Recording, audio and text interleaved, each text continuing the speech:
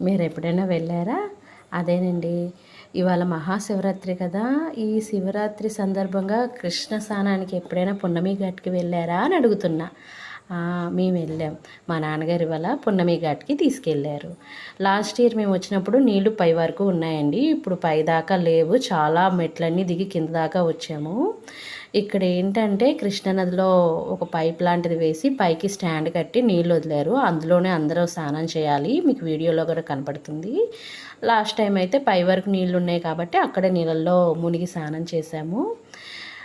ఇది కూడా మంచిదే లేండి, లోతుగా ఉంటుంది కదా నది, కృష్ణా నది. ఇలా పైపుల ద్వారా ఉందని కొంచెం డిసప్పాయింట్ అయ్యాం, కానీ ఇది కూడా బాగానే ఉంది. చక్కగా ఇక్కడ నది స్నానం చేసుకొని పెద్దలకి ఇస్తారు కదా, అలా దానాలు ఇచ్చేసి పెద్దల పేరు చెప్పి పక్కనే ఉన్న దుర్గా భవాని గుడికి వెళ్ళాము.